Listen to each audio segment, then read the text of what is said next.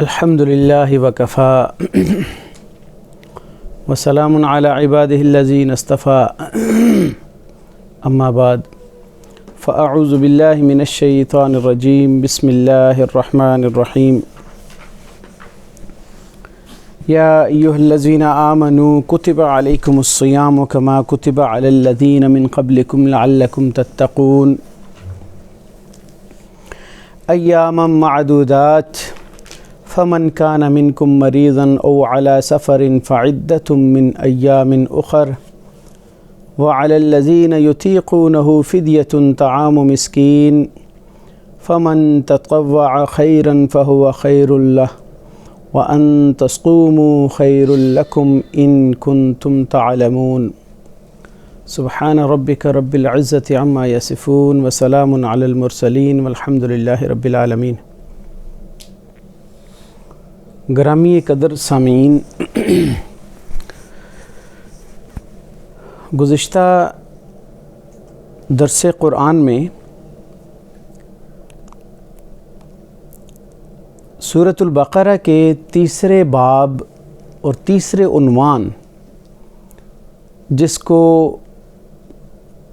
امور انتظامیہ سے ریلیٹڈ مضامین کا نام دیا گیا، اس کے ایک اہم امر وصیت کے حوالے سے کچھ مضامین اور گفتگو کی گئی۔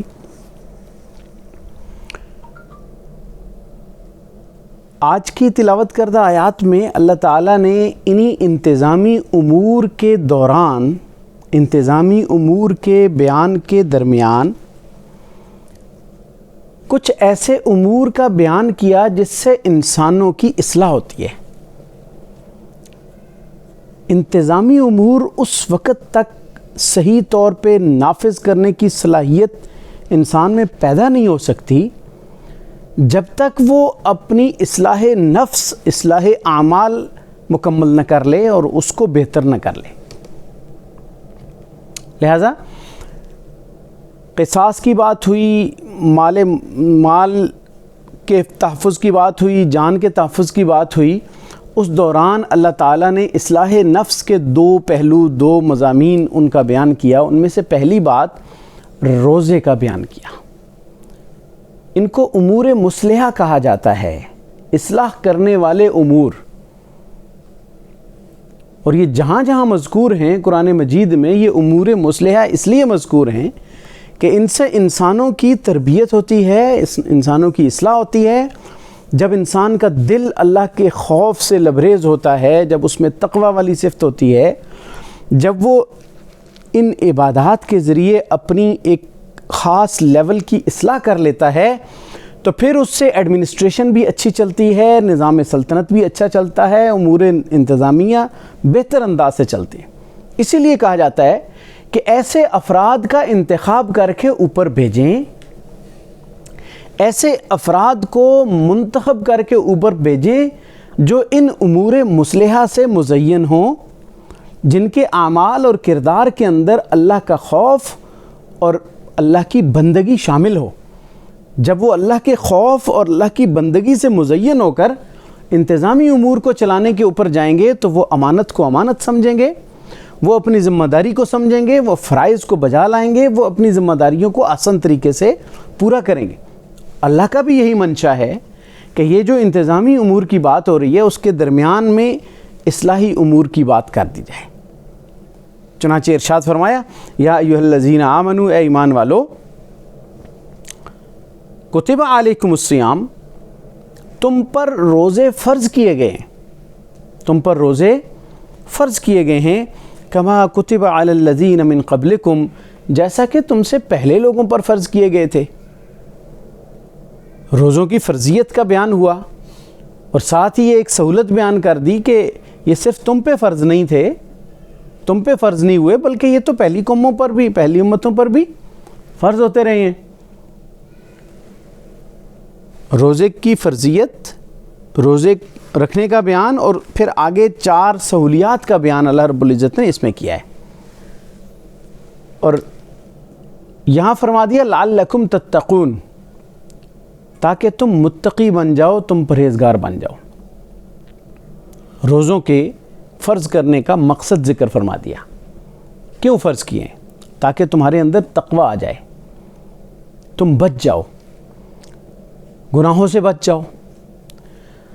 اب روزے جو ہیں اللہ رب العزت نے پہلی قوموں پر بھی فرض کیے تھے، تو یہاں پہ جب پہلی قوموں میں فرض کیا گیا، ان کے ساتھ جو موازنہ کیا گیا یا ان کو بھی ساتھ ذکر کیا گیا، تو فرضیت کی جو ہر پہلو سے مماثلت بیان کرنا مقصد نہیں ہے، صرف فرضیت کے اندر مماثلت بیان کی گئی، باقی اس کی کنڈیشنز، کیفیات، اوقات اور شرائط پہلی قوموں میں کچھ مختلف رہیں اور امت مسلمہ کو کچھ مختلف شرائط کے ساتھ اس کی فرضیت عطا کی گئی.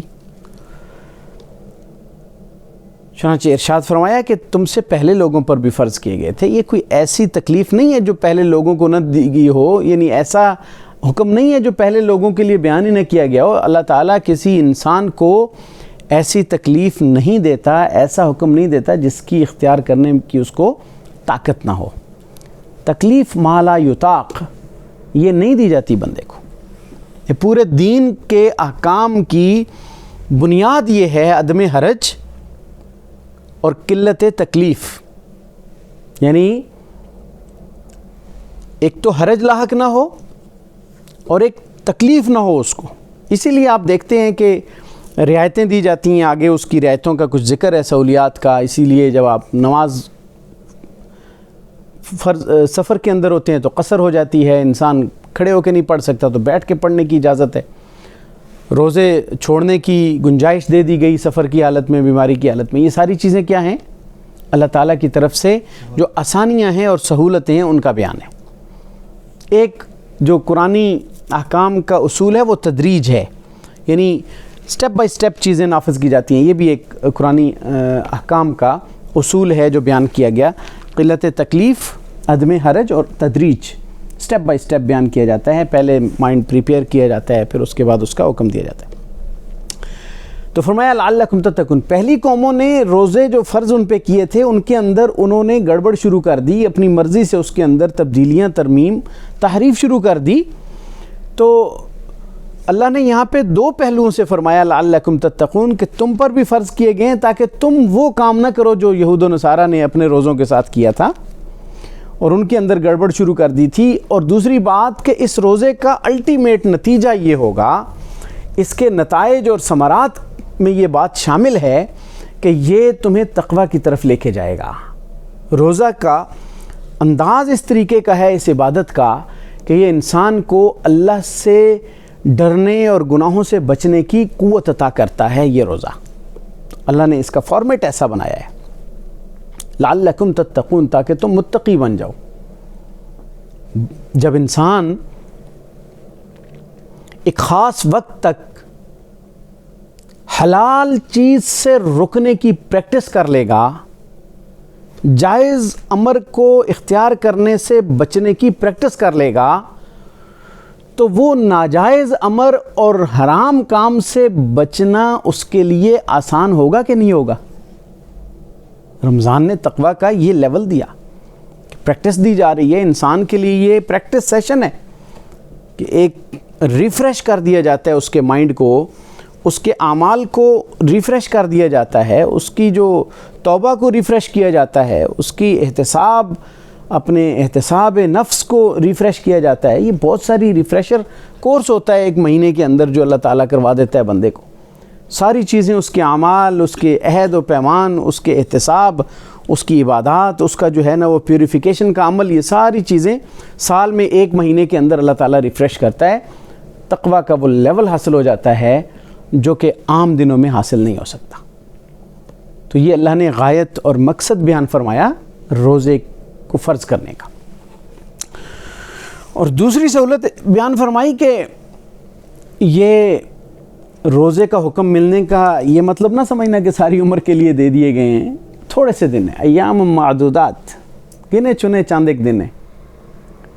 یہ بھی سہولت ہے، اللہ تعالیٰ نے آسانی دی ہے.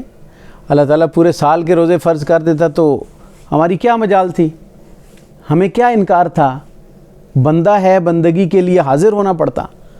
لیکن اللہ تعالیٰ نے سہولت بنا دی کہ ایک مہینہ صرف روزے رکھنا فرض قرار دیا گیا۔ چنانچہ فرمایا کہ اس میں بھی ایک سہولت دے دی کہ مہینہ بھر ہے صرف، لیکن مہینے میں بھی فمن کان منکم مریضاً، اگر کوئی تم میں سے مریض ہے، او علی سفر، یا سفر پر ہے، فعدۃ من ایام اخر، تو وہ باقی دنوں میں گنتی کو پورا کر لے۔ باقی دنوں میں گنتی کو پورا کرے گا تو اس کی تعداد روزوں کی بعد کے دنوں میں سہولت کے ساتھ پوری ہو جائے گی۔ تو یہ بھی ایک بیان سہولت ہے جو کہ اللہ رب العزت نے عطا فرما دی۔ بندہ مریض ہے یا سفر پہ ہے، ایسا مرض جو کہ اس کو روزہ رکھنے سے مانع ہو، ایسا سفر جو شرعی سفر کہلاتا ہے اور قصر کی مقدار کو پہنچ جاتا ہے، تو ایسا سفر جو ہے وہ روزہ نہ رکھنے کی اجازت فراہم کرتا ہے۔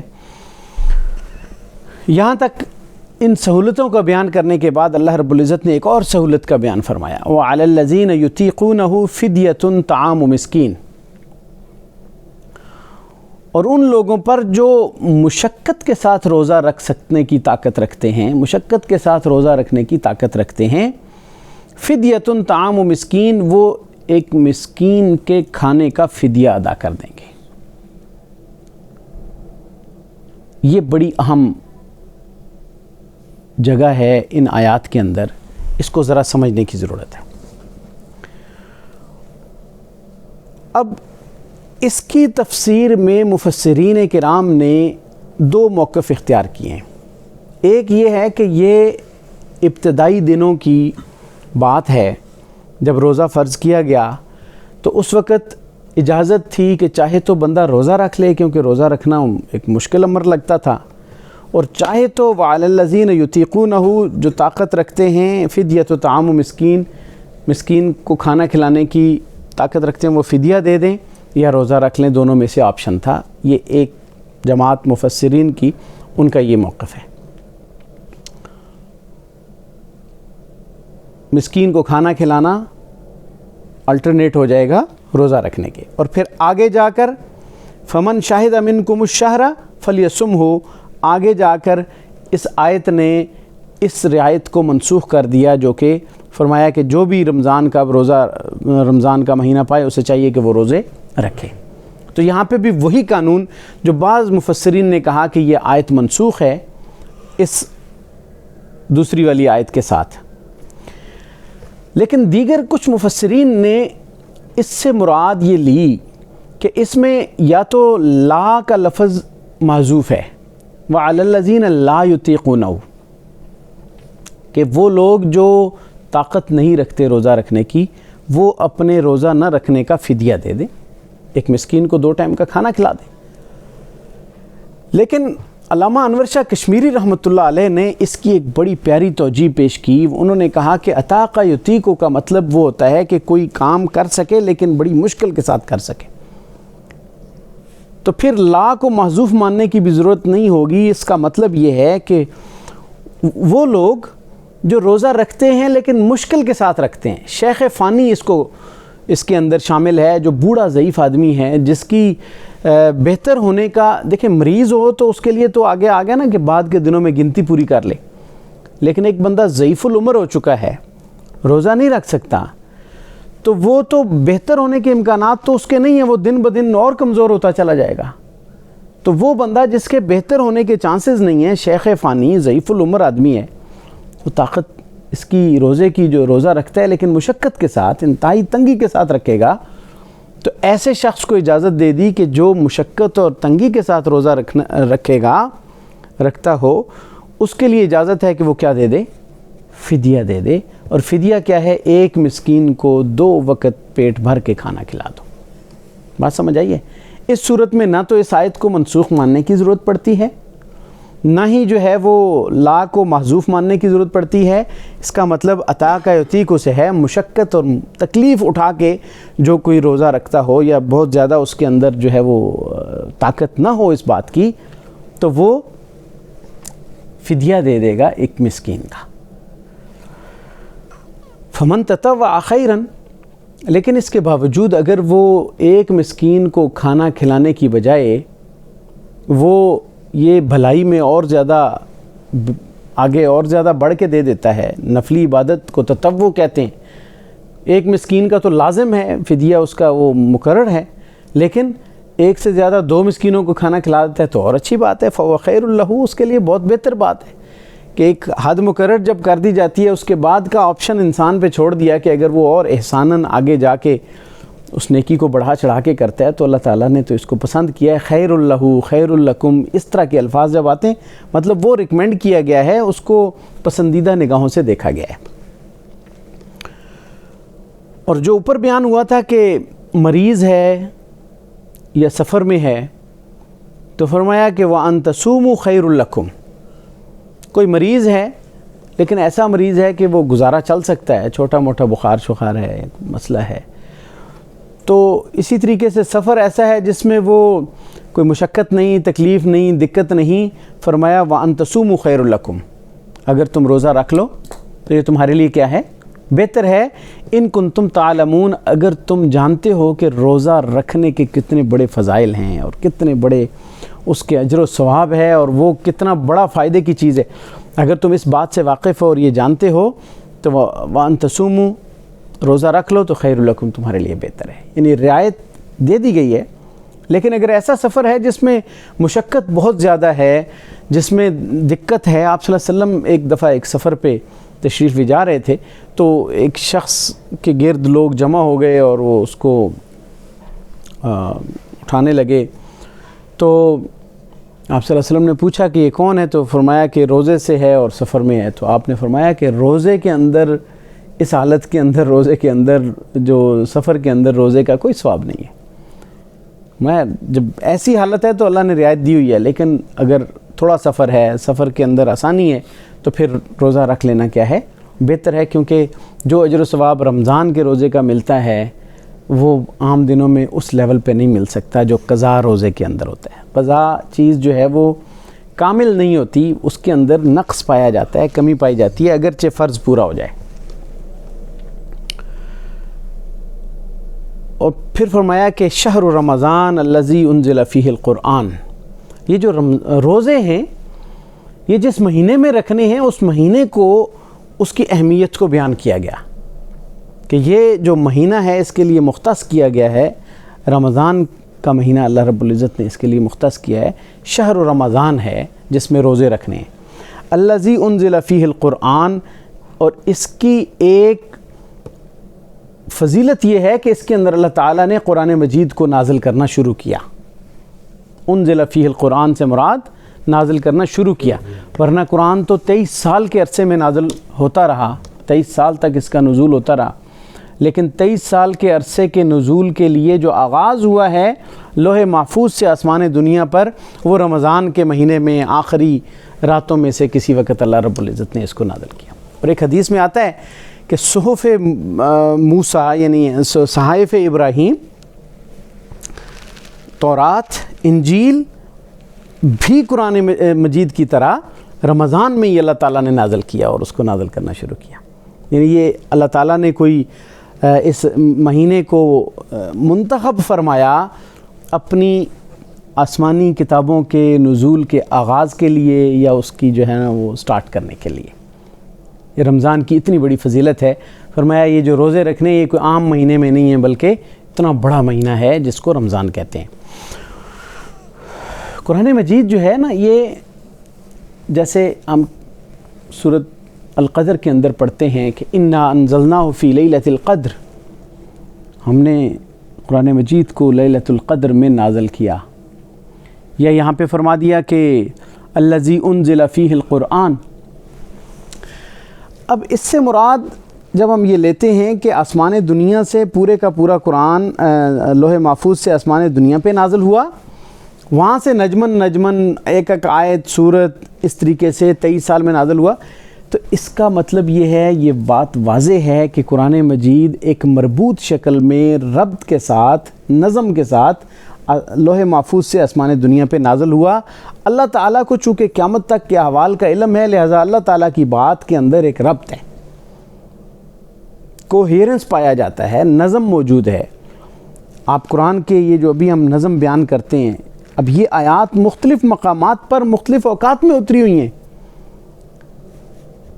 کم ایسی صورتیں ہیں جو یک بارگی ساری صورت کے طور پہ نازل ہوئی ہیں، لیکن باقی صورتوں کے اندر مختلف مقامات پر مختلف اوقات میں وہ آیات نازل ہوئی ہیں، لیکن ان کے اندر ایک خاص ربط ہے اور ایک نظم موجود ہے اور ایک ترتیب موجود ہے۔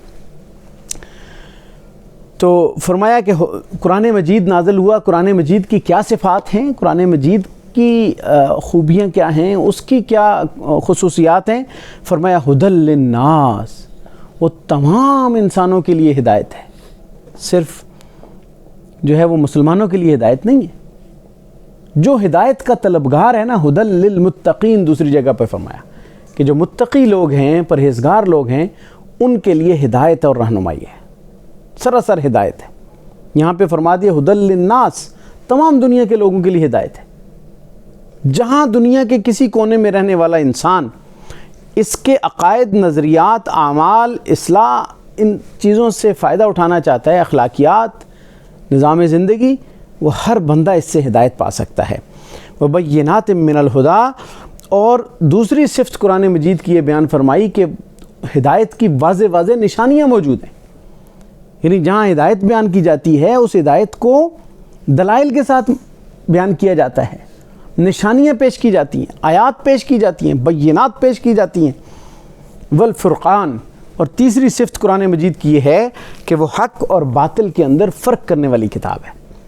پوری دنیا کو اس کتاب نے یہ بتا دیا کہ حق یہ ہے اور باطل یہ ہے۔ حق پر مبنی عقائد اور ایمانیات یہ ہیں، اور یہ باطل عقائد اور ایمانیات باطل عقائد ہیں۔ یہ اعمال اچھے ہیں، یہ اعمال برے ہیں، یہ اخلاق اچھے ہیں، یہ اخلاق برے ہیں، یہ صفت رحمان کے بندوں کی ہے، یہ صفت شیطان کے بندوں کی ہے، یہ بات حق ہے اور یہ باطل ہے۔ اس چیز کو قرآن نے کھول کھول کر بیان کر دیا۔ یہ ہے الفرقان۔ اور فرمایا فمن شہد منکم الشہر فلیصمہ، جو کوئی تم میں سے اس رمضان کے مہینے کو پاتا ہے اسے چاہیے کہ وہ روزے رکھے۔ اب یہ اس آیت سے جو بعض مفسرین نے اس پہلے والی آیت کو کہ شروع میں اختیار ہوتا تھا کہ روزے رکھو یا فدیہ دے دو، تو اس آیت کے نزول کے بعد ان کے نزدیک یہ رعایت ختم ہو گئی۔ اب ہر ایک پہ لازم ہے فمن شاہد منکم الشہر فلیصمہ، جو کوئی تم میں سے اس رمضان کے مہینے کو پائے تو اسے چاہیے کہ وہ روزے رکھ لے۔ اب پہلے والا حکم منسوخ ہو گیا، اور اسی موقف کے قائلین نے اگلی آیت کے ترجمہ کو اسی کی روشنی میں بیان کیا اور فرمایا کہ یہاں پہ ریپیٹیشن ہو رہی ہے، یہ آیت دوبارہ دہرائی جا رہی ہے۔ ومن کان مریضا، جو کوئی تم میں سے مریض ہو، او علی سفر، یا سفر پر ہو، فعدۃ من ایام اخر، تو وہ اپنے ان روزوں کی گنتی کو باقی بعد کے دنوں میں پورا کر لے۔ مراد یہ ہے کہ پہلے جو بیان ہوا تھا وہاں پہ یہ فدیہ کی بات بھی چلی تھی اور وہاں پہ مریض اور سفر کی بات بھی چلی تھی۔ تو جب اس آیت سے فدیہ کی بات منسوخ ہوئی تو شاید لوگوں کے ذہنوں میں یہ بات نہ جائے کہ شاید ساتھ مریض اور اس سفر والی بات بھی منسوخ ہو گئی ہے، تو اللہ نے دوبارہ یہاں پہ اس آیت کا ذکر کر دیا۔ اور جو نسخ کے قائلین نہیں ہیں وہ یہ کہتے ہیں کہ یہ دوبارہ تاکیداً اور اس مسئلے کو کھول کے بیان کرنا اور اس کی تفصیل بیان کرنے کے لیے اللہ رب العزت نے دوبارہ اس آیت کو بیان کیا۔ فرمایا ومن کان مریضا او علی سفر فعدۃ من ایام اخر۔ اب یہ جو اللہ رب العزت نے سہولیات بیان فرمائیں، یہ جو آسانیاں بیان فرمائیں، اصل میں اللہ تعالیٰ نے اپنے بندوں پر مہربانی کی ہے۔ کیوں؟ اس لیے کہ یرید اللہ بکم الیسر، اللہ تمہارے لیے آسانیاں چاہتا ہے، اللہ تمہارے لیے سہولتیں چاہتا ہے، یسر چاہتا ہے، اعمال کے نفاذ میں بھی آسانی چاہتا ہے، اور اعمال کے نتائج کی روشنی میں آپ کی عملی زندگی میں آگے سہولیات اور کامیابیاں اور قیامت تک کے لیے کامیابی کی آسانیاں بھی چاہتا ہے۔ ولا یرید بکم العسر، اللہ تعالیٰ تم پہ تنگیاں نہیں چاہتا کہ تمہیں کسی تنگی میں ڈال دے، تمہیں کسی مشقت میں ڈال دے، تمہیں کسی تکلیف میں ڈال دے۔ یہ اللہ رب العزت نے آسانیوں کا معاملہ کیا کہ روزے فرض بھی کر دیے اور ساتھ سہولیات اور رعایات بھی دے دی۔ اب تین چیزوں کا اوپر بیان ہوا تھا کہ اللہ تعالیٰ نے ایک تو رمضان کے روزے اگر کوئی رخصت دے دی تھی کہ اگر کوئی مریض ہے یا سفر پر ہے تو وہ بعد میں گنتی پوری کر لے، اس کی ریزن بیان فرمائی یہاں پہ کہ وہ اس لیے بیان کیا تھا وَلِتُكْمِلُوا الْعِدَّةَ، رمضان کے بعد کے روزوں کی رعایت اس لیے دی تھی تاکہ تم اپنی گنتی پوری کر لو، رمضان کے روزوں کی گنتی پوری کر لو، وَلِتُكْمِلُوا الْعِدَّةَ، تاکہ تم گنتی پوری کر لو۔ دوسری یہ سہولت بیان فرمائی تھی کہ تم قضا رکھ لو، بعد میں اس کی قضا دے دو، اور قضا کے طریقہ اور وہ اس لیے بیان فرمائی تھی وَلِتُكَبِّرُوا اللَّهَ عَلَىٰ مَا هَدَاكُمْ، کہ جو اللہ تعالیٰ نے تمہیں یہ ہدایت اور رہنمائی دی ہے، تمہیں روزے کی سہولت بتائی، قضا روزے کی طور پہ تمہیں کمپلیشن کا وہ طریقہ بتا دیا، تو اس اللہ تعالیٰ کی اس ہدایت پر وَلِتُكَبِّرُوا اللَّهَ، تم اللہ تعالیٰ کی بڑائی بیان کرو، اللہ تعالیٰ کی کبریائی کا بیان کرو، اللہ تعالیٰ کی توحید اور اللہ تعالیٰ کا شکر بجا لاؤ۔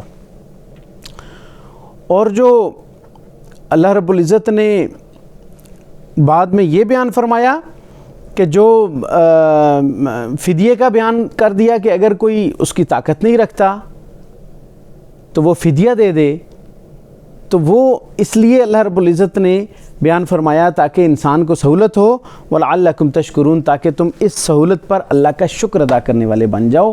یہ ساری چیزیں اس لیے بیان فرمائی ہیں اور اس لیے تمہیں ان سہولیات کو اللہ رب العزت نے اپنی عبادات کے ساتھ اس کو منسلک کر کے تم تک واضح کیا۔ تو یہ امر مسلح، اس کے مسائل کچھ اور آگے چلیں گے تھوڑے سے، اس کے بعد آگے پھر کچھ احکام کا بیان ہے، اور پھر چوتھا باب شروع ہوتا ہے اس کے بعد، جس کے اندر قتال اور جہاد فی سبیل اللہ کے مسائل کو بیان کیا جاتا ہے۔ اللہ رب العزت سے دعا ہے کہ اللہ تعالیٰ میں قرآن مجید کی سمجھ نصیب فرمائے۔ اس کے جو دیگر مسائل ہیں رمضان کے حوالے سے وہ انشاءاللہ نیکسٹ درس قرآن میں بیان کیے جائیں گے۔ وآخر دعوانا ان الحمدللہ رب العالمین۔